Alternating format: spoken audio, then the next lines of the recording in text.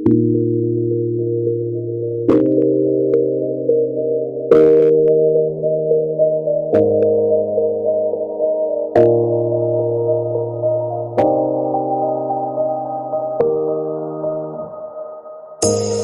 say it's hard to tell just what I'm thinking. You think it's hard to see behind my smile. Good morning বন্ধুরা, সকাল সকাল এখন ready হয়ে গেছি, কিন্তু একদম এক্ষুনি বেরোতে হবে। আজকে থেকে তো অফিস শুরু, 3 দিন রেস্টের পর আবার শুরু হয়ে যাচ্ছে। ভালোই লাগে, অফিসটা না থাকলে তো খুব ভালো লাগে না, বাড়িতে বসে মনে হয় যেন সময় কাটে না। যাই হোক, মিঠু অলরেডি চা দিয়ে চলে গেছে। তোমরা এখন কে কে ঘুম থেকে উঠেছো, আর্লি রাইসার কে কে আছো জানাবে কমেন্ট করে।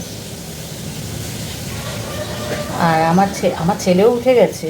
আমার ছেলে উঠে তার এক্সারসাইজ শুরু করে দিয়েছে,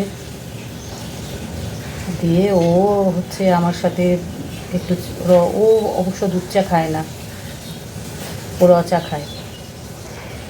তো চাটা খেয়ে নিই, এবার বেরিয়ে তোমাদের আমি অফিস যাওয়ার সময় একটু রাস্তাটা দেখাবো।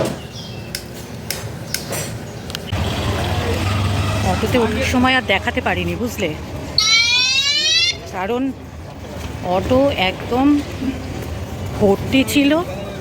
আমি উঠলাম আর অটো ছেড়ে দিল, সে এখন নেমে গেছি।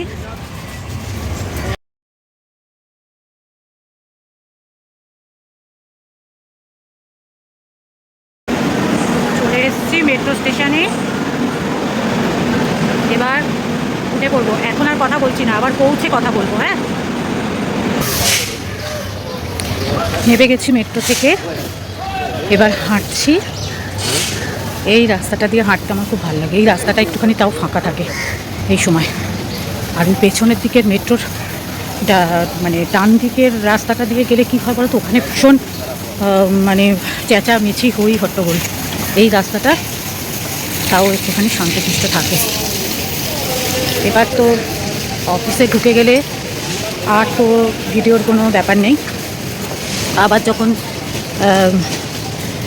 ফিরবো অফিস থেকে তখন করব, বা বিকেলবেলা আবার ভিডিও করব। আর ভিডিও করছি না, আবার পরে দেখা হবে, তখনকার মতো টাটা বন্ধুরা। এবার আমার বাড়ি ফেরার পালা, বাড়ি ফেরার অটোতে উঠে পড়েছি।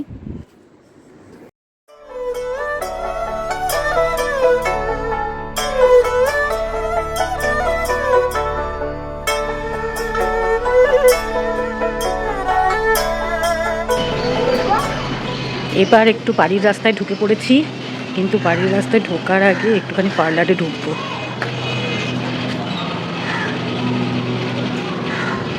একটু পার্লারে ঢুকছি, হ্যাঁ, আবার পরে কথা বলবো। হ্যালো বন্ধুরা, অফিস থেকে ফিরে আবার একটুখানি গল্প করতে বসলাম। আসলে কী বলতো, তোমাদের সাথে গল্প করলে না বেশ ভালো লাগে, বেশ একটা মানে বেশ একটা মনটা ভালো হয়ে যায়। আজকে আসলে আমি ইয়ে থেকে ফেরার সময়, অফিস থেকে ফেরার সময় একটুখানি মানে বিউটি পার্লারে ঢুকেছিলাম। কালকে যেহেতু আমরা বেড়াতে যাবো না, ওই জন্য একটুখানি সাজুগুজু করলাম আর কি। সাজুগুজু মিন্স ওই অর্থে নয়, এই একটুখানি পরিচর্যা করে এলাম। তো যাই হোক, আজকে জানো তো আমাদের আমি ফেরার সময় মেট্রোতে আমার একটা বহু পুরনো বান্ধবীর সাথে দেখা হলো। তো দেখা, আমি ওকে চিনতে পেরেছি। ও আমাকে মানে পেছন দিক থেকে দেখছে, আমার মনে হচ্ছে যেন যে ও। যাই হোক, মুখোমুখি আমি ডেকেই ফেলি বলে ডাকলাম। তো ও তো মানে দেখে একদম আমাকে জড়িয়ে ধরেছে আনন্দে। হ্যাঁ, তো আমারও খুব ভালো লাগছিলো, এত বছর মানে প্রায় ধরো 14-15 বছর পরে ওর সাথে আমার দেখা হলো। মানে অনেক দিন পরে দেখা হয়ে খুব ভালো লাগে। আর এই গল্প তো জানো, মেয়েদের গল্প শেষ হয় না। তো স্টেশন, যেহেতু আমার লাস্ট স্টেশনে ও আর কি, লাস্ট স্টেশনে আর কি ও নামলো, সেই কারণে ওর হাতেও সময়টা বেশি ছিল, আমি একটু আগে নামলাম। তো তার মধ্যেই আমাদের 14-15 বছরের গল্প আর কি হয়ে গেছে। তো আর কি, এখন ভাবছি একটুখানি রেস্ট নেবো, না হলে না খুব টায়ার্ড লাগে, সন্ধ্যেবেলাটা আর বুঝতে ইচ্ছা করে না। ছেলের আজকে পড়ানো নেই, সেই জন্য একটুখানি শুয়ে থাকতে পারবো। এখন যদি একটুখানি শুই তাহলে আর কিছুতেই আর কি মানে উঠতে ইচ্ছে করে না। তো আজকে ছেলে পড়া নেই যেহেতু আমার ওঠারও কোনো কারণ নেই। তার উপর বিকেলবেলা আজকে আবার সন্ধ্যেবেলা আজকে আবার আমার ব্যাগটাকে কমপ্লিট করতে হবে, গুছানোটা। তো আজকের মতো তাহলে এখানে শেষ করেছি। আজকে আর হবে না আজকে ভিডিও করা, কারণ সন্ধ্যেবেলার পর থেকে না ঠিক সময় পাই না।